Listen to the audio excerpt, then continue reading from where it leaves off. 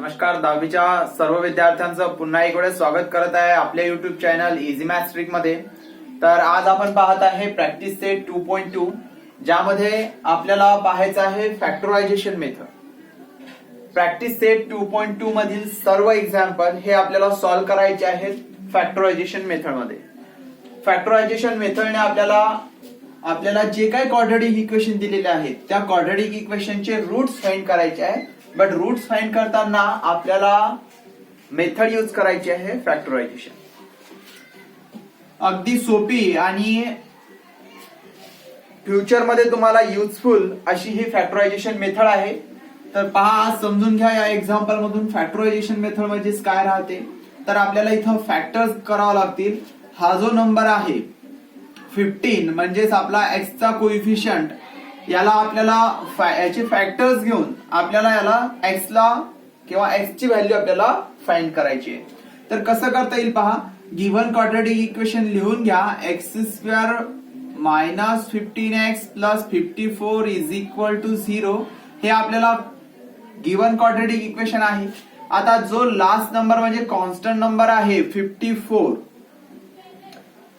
54 एवढा आपला मल्टिप्लिकेशन येईल आणि x चा कोइफिशियंट म्हणजे -15 एवढा दोन नंबर्स मध्ये डिफरन्स किंवा ऍडिशन असेल, असे दोन नंबर आपल्याला फाइंड करायचे आहेत.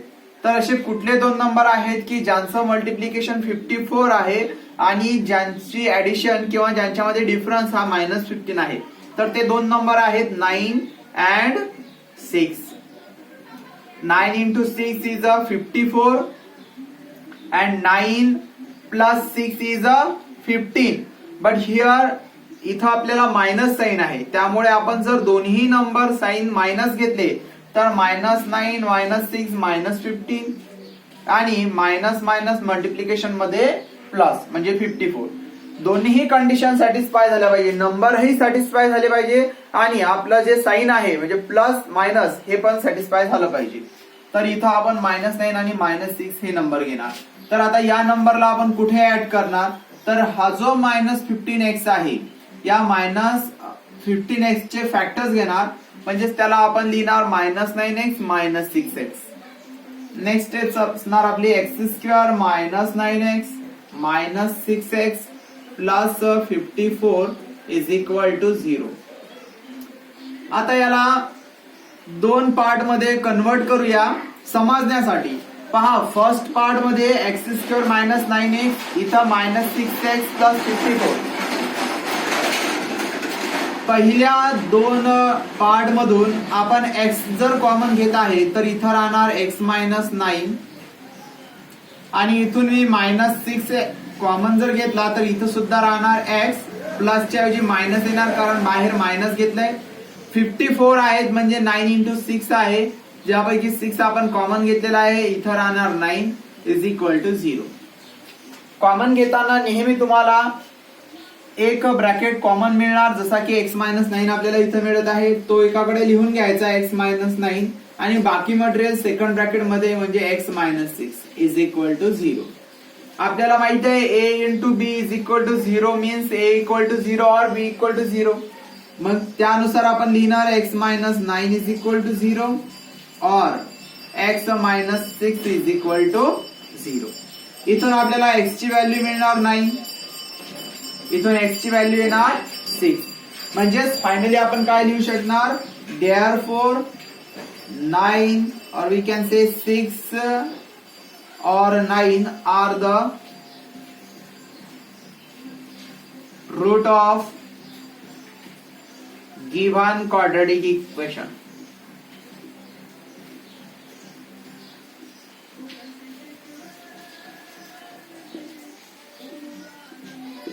ओके, फर्स्ट एक्झाम्पल तुम्हाला चांगल्या प्रकारे समजण्यासाठी अगदी शांततेत आणि स्टेप बाय स्टेप आपण घेतलेला आहे. बाकी एक्झाम्पल आपण थोडे फास्ट घेऊ. काही एक्झाम्पल तुम्ही स्वतः करून पहा, जेणेकरून तुम्हाला हे खूप चांगलं लक्षात येईल. ठीक आहे, तर नेक्स्ट एक्झाम्पल घेऊया आपण.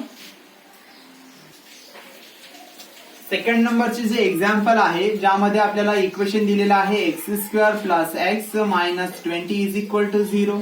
इथं आपल्याला आता असा नंबर फाइंड करायचा आहे -20 आणि एक्सचा कोएफिशियंट कोणी दिसत नाही म्हणजे 1 आहे तिथं. तर असे दोन नंबर पाहिजेत की ज्यांचं मल्टिप्लिकेशन -20 असणार आणि ज्यांच्यामध्ये डिफरन्स हा 1 असणार.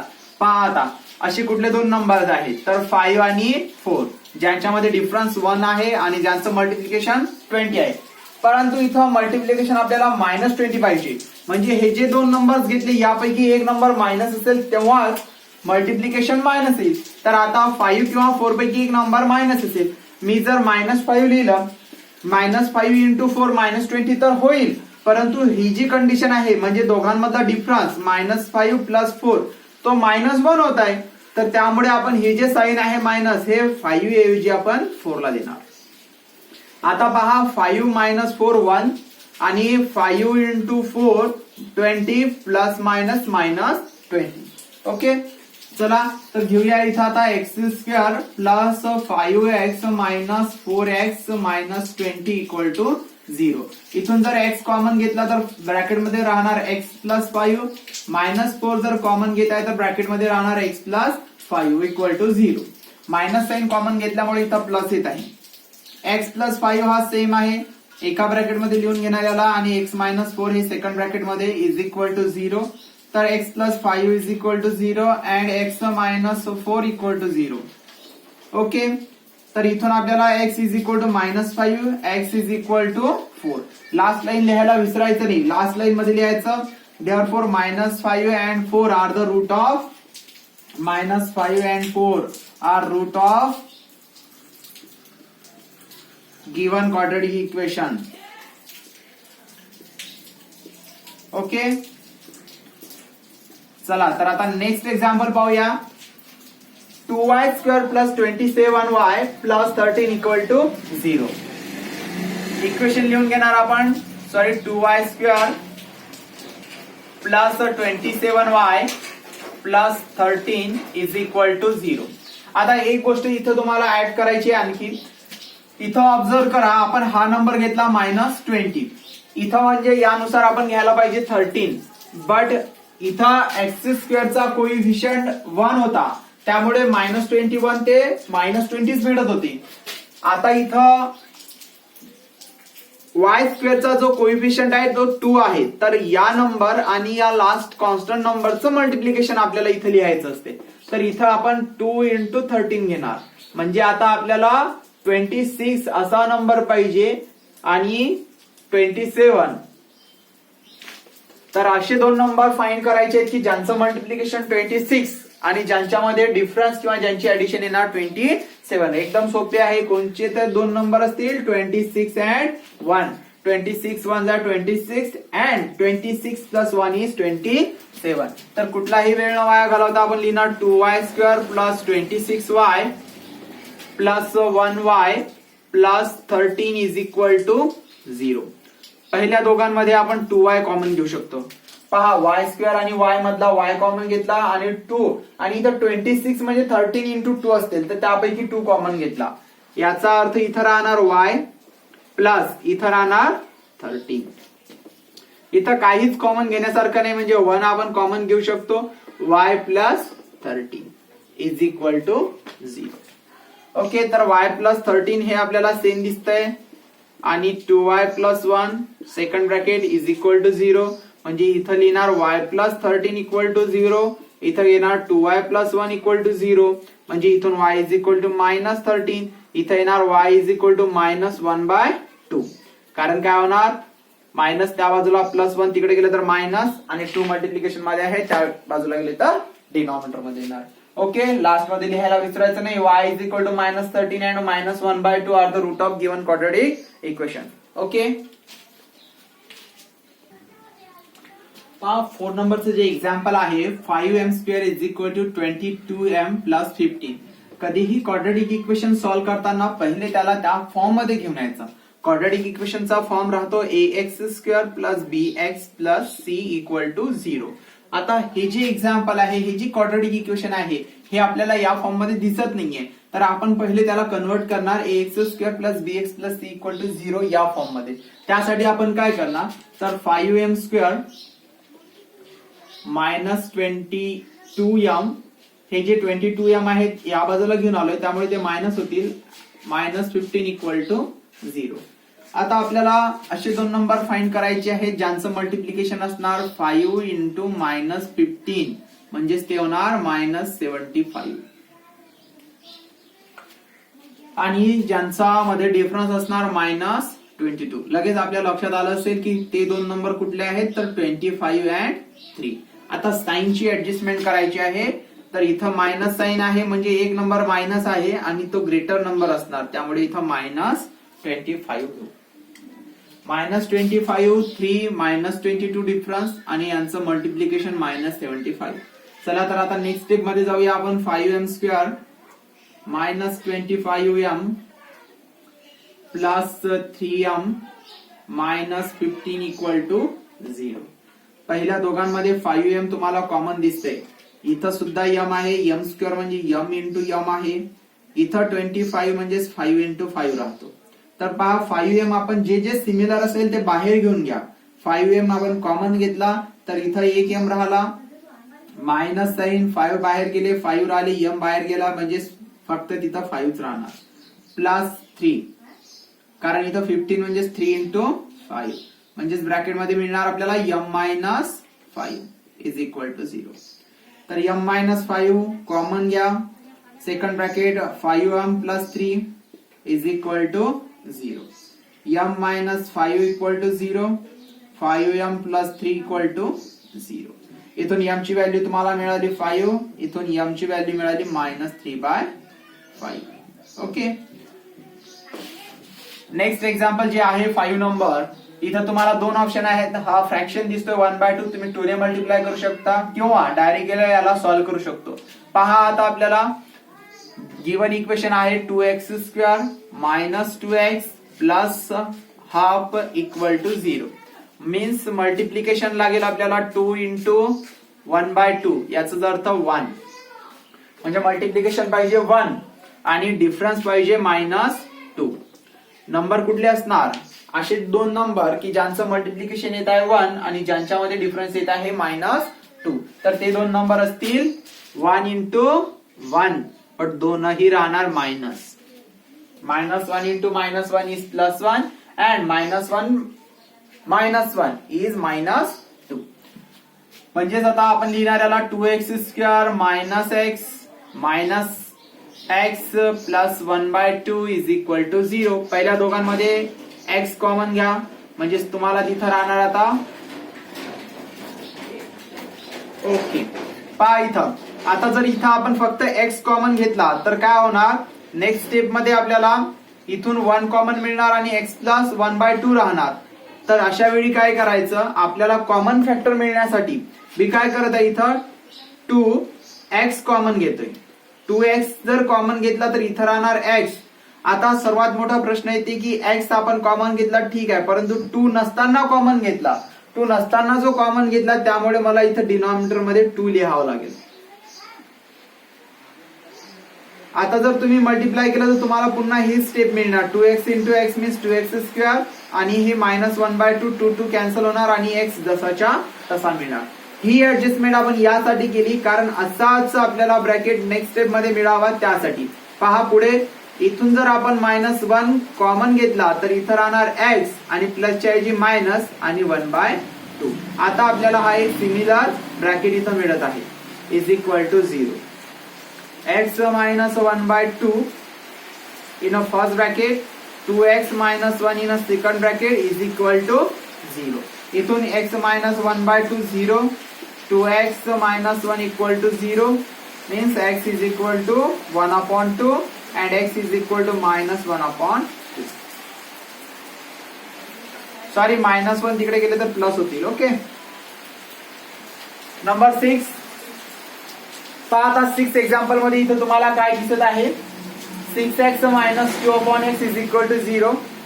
थोडा लाईटचा प्रॉब्लेम असेल कारण बाहेर पाऊस चालू आहे आणि मी जिथं जे रूम मध्ये आहे ही रूम बेसमेंट मध्ये आहे म्हणजे इथं ऑलरेडी लाईटचा खूप अभाव राहतो तर तेवढा आज ऍडजस्ट करून घ्या. लास्ट एक्झाम्पल जे आहे आपलं 6x - 2/x is equal to 1. यामध्ये आपण काय करणार आता इथं इथं डिनॉमिनेटर मध्ये एक्स दिसतंय, तर आपण एक्स ला मल्टिप्लाय करून घ्या. तर इथं मिळणार आपल्याला 6x. आधी आपण इक्वेशन लिहून घेत आहे, -2/x is equal to 1. If we multiply by x, 6x² -2, x ने मल्टिप्लाय केला तर x निघून जाणार, इज इक्वल टू x. म्हणजे हे होणार 6x² -x -2 इक्वल टू 0. तर आपल्याला आता मल्टिप्लिकेशन पाहिजे -2 आणि डिफरन्स -2 इंटू 6 म्हणजे -12 मल्टिप्लिकेशन हवंय आणि -1 डिफरन्स. नंबर कुठले असतील तर 3 and 4 आणि ग्रेटर मायनस साइन. तर हे तुम्ही करू शकता. आता काय लिहिणार इथं, 6x² +3x -4x -2 equal to 0. याचे फॅक्टर घ्या आणि जे काय तुम्ही होमवर्क मध्ये सॉल्व्ह करसाल ते नक्कीच पाठवा. चला तर नेक्स्ट एक्झाम्पल घेऊया. ओके, तर जे नेक्स्ट एक्झाम्पल आहे, √2x² + 7x + 5√2 is equal to 0. आता इथं थोडंसं तुम्हाला समजून घ्यावं लागेल. यामध्ये तुम्हाला फॅक्टरायझेशन घेताना कदाचित अडचणी येऊ शकतात, पण पाहूया आपण स्टेप बाय स्टेप. त्याला काय आहे इक्वेशन, गिवन इक्वेशन असणार √2x² + 7x + 5√2 is equal to 0.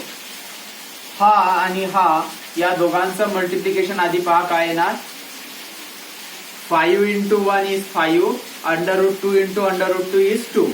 Multiplication पहा, 5√2 × √2, 5√2 × √2. तर हे काय होणार, इथं स्क्वेअरिंग होणार त्यामुळे 2 आणि हे 5 × 2 म्हणजे हे येणार 10 आणि इथं 7. आता आपल्याला नंबर असे फाइंड करायचे आहेत की ज्यांच्यामध्ये मल्टिप्लिकेशन असणार 10 आणि ज्यांच्यामध्ये ऍडिशन असणार 7. तर ते दोन नंबर आहेत 5 and 2.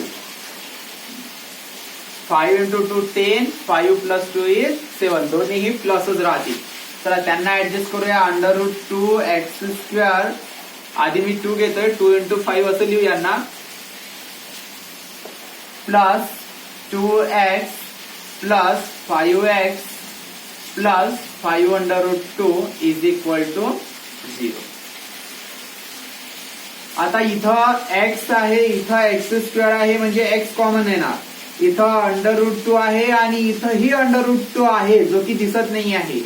इथं 2 आहे म्हणजे √2 × √2 अशा प्रकारे इथं आपल्याला 2 मिळालेला असतो. तर यापैकी √2 आपण कॉमन घेऊ शकतो आणि x तर ऑलरेडी आपल्याला लक्षात आलंच कसा कॉमन घेणार. त्यामुळे इथं √2x असं कॉमन घेता येणार. इथं राहणार x प्लस इथून पहा हा x आणि √2 निघून गेल्यावर फक्त √2 राहणार, प्लस इथं 5 आहे कॉमन घेऊ शकतो म्हणजे 5 आपण कॉमन घेणार. इथं राहणार x + √2 is equal to 0. x + √2 common आहे, x + √2 बाजूला घ्या. सेकंड ब्रॅकेट मध्ये √2x + 5 घ्या इज इक्वल टू 0. बाकी तुम्ही स्वतःही करू शकता. x + √2 is equal to 0. इथे येणार √2x + 5 is equal to 0. Finally आपल्याला x इज इक्वल टू -√2 आणि x इज इक्वल टू -5/√2 असे दोन रूट्स मिळतील. ओके, लास्ट लाईन लिहायला विसरायचं नाही. -√2 and -5/√2 are the root of given quadratic equation. Okay,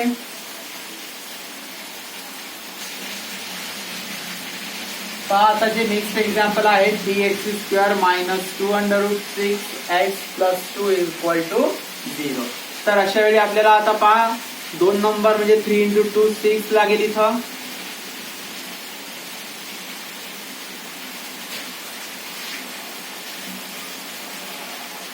आणि -2√6 ते दोन नंबर फाइंड करावा लागतील आपल्याला, ज्यांचं मल्टिप्लिकेशन 6 असेल आणि ज्यांच्यामध्ये डिफरन्स हा -2√6 असेल. अगदी सोपा आहे. 1 time √6 and once again √6. √6 + √6 2 time √6. आपण जर मायनस साइन घेतले तर -1 1/√6 मायनस 1/√6 मीन्स मायनस 2 टाइम √6 आणि √6 चं मल्टिप्लिकेशन +6. ओके, तर आपण हे दोन नंबर घेणार इथं, म्हणजे इथं लिहिणार आपण 3x² minus 1/√6x minus 1/√6x. 1 already असतो त्यामुळे आपण त्याला लिहत नाही, तुम्हाला समजण्यासाठी इथं सांगण्याचा प्रयत्न करत आहे. पहिल्या दोन मधून आपण इथं √6 दिसत आहे x आणि इथं सुद्धा √6 आहे, इथं 2 आहे. तर थोडासा विचार करायचा की आपल्याला फॅक्टर्स कशा प्रकारे मिळतील आणि त्यानुसार आपण इथं आपले फॅक्टर बनवतो. तर इथं पहा कसे फॅक्टर मिळतील. इथं आपण 3x² ला √3 × √3 लिहूया, म्हणजे आणखी आपल्याला क्लिअर लक्षात येईल. x² मायनस त्यानंतर इथं √6 ला मी √3 × √2 घेतोय आणि x ऍज इट इज. इथं सुद्धा मी √6 ला √3 × √2 घेत आहे x +2 ला आपण घेऊया √2. हे समजून घेसाल तुम्ही. √2 × √2 आणि इज इक्वल टू 0. आता आपल्याला कॉमन घेताना इझी जाईल. पहा आता हे जे पहिले दोन फॅक्टर आहेत यामध्ये √3 कॉमन आहे, x² मधला x आणि इथला x कॉमन आहे.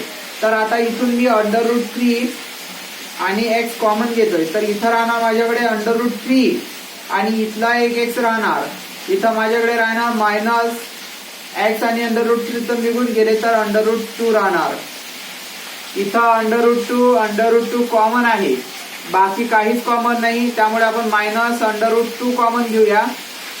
तर इथं राहणार √3x आणि प्लसच्या ऐवजी मायनस येणार कारण बाहेर आपण मायनस कॉमन घेतलाय आणि इथं राहणार फक्त √2 is equal to 0.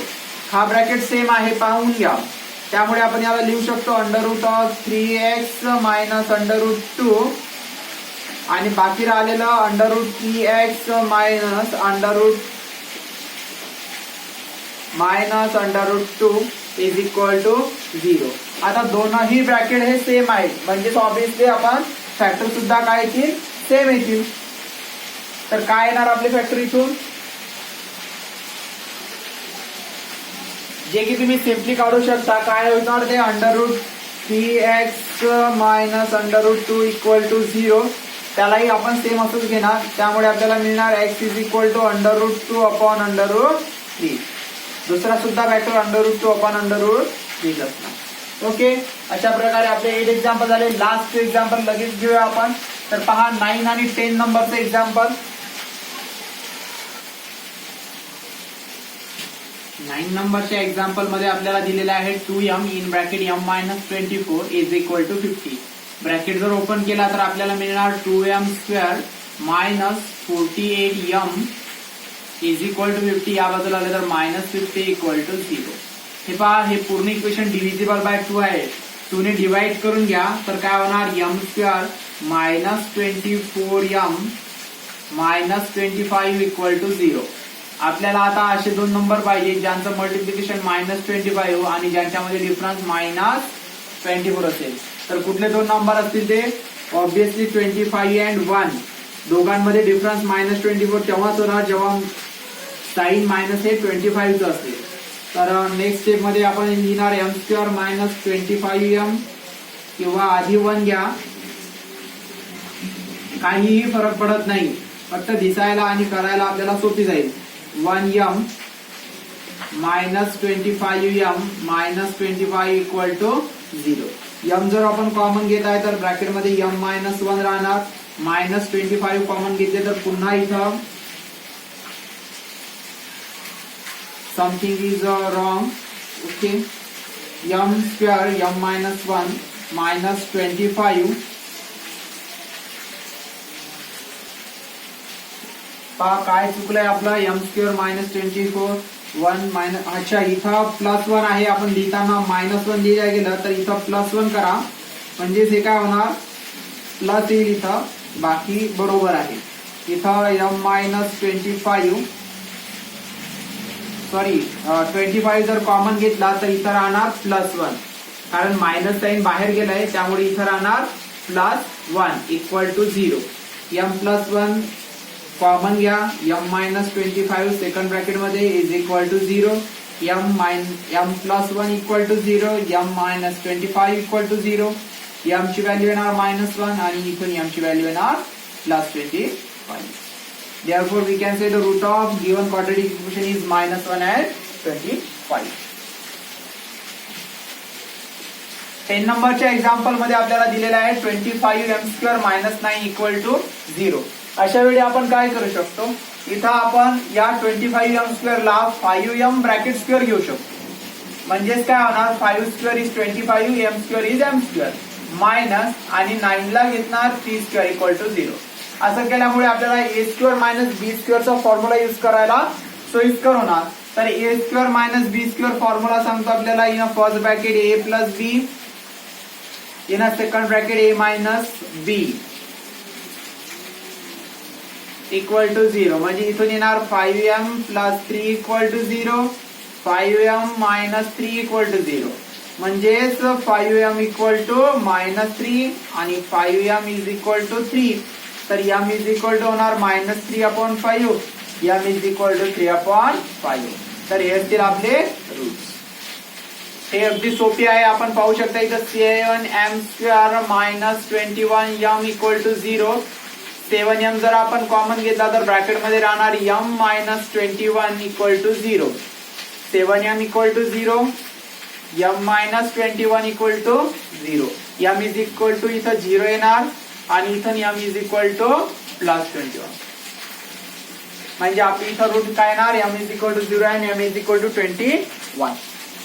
m² minus 11 equal to 0 same last 10 नंबरच्या एक्झाम्पल सारखं करूया आपण.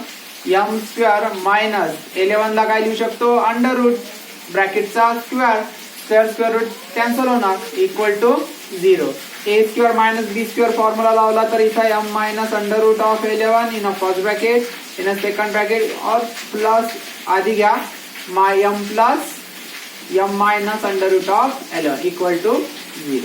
Means m plus under root of 11 equal to 0, m minus under root of 11 equal to 0. तर इथून m ची व्हॅल्यू मिळणार मायनस अंडर रूट ऑफ 11 आणि इथून m ची प्लस अंडर रूट ऑफ 11.